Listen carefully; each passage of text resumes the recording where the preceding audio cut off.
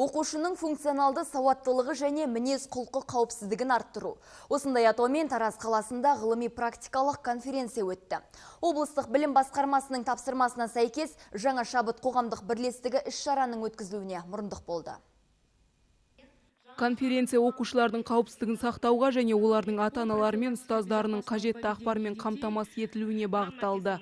Оған психолог мамандар, педагогтар, балалар мен ата-аналары қатысты.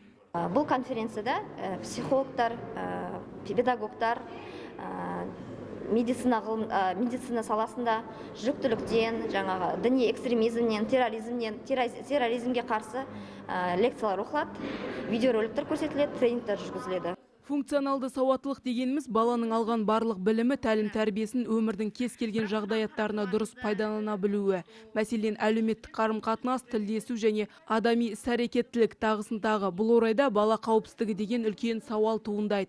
Сондықтан конференция барысында кәсіби мамандар тарапынан баланың өмірлік экстремалды төтенше жағдайларды алдын ала болжай алу мүмкіндігі айтылды. Және оқыс оқиға орын алған тұста баланың дұрыс шешім қабылдай алуы, тығырықтан шығу жолдары қарастырылды. Бұл іс-шарада мектеп оқушыларының, жеткіншектер мен жасөспірімдердің арасындағы балаларды мінез құлқы, отбасындағы олардың арасындағы қарым-қатынас, міне осы жағдайды қарастырып отыр. Бұл конференцияға жан-жақты үлкен маман иелері келіп, әртүрлі дәрістер, тренингтер өткізеді.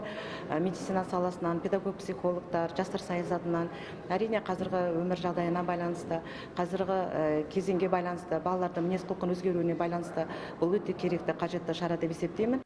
Сондай-ақ жиын барысында алуан түрлі тақырыптарда тренингтер өткізілді. Атап айтар болсақ, салауатты өмір салтын қалыптастыру, бала мен ата-ана арасындағы берік қарым-қатынасты орнату сынды. Мұнан өзге бүлдіршіндерге өзге бейтаныс жандармен сөйлесуге, олармен бірге алысқа ұзамауға тыйым салатын бейнероликтер көрсетілді. Гаухар Ысбай, Ерболат Дәулетәлі, жаңалықтар қызметі.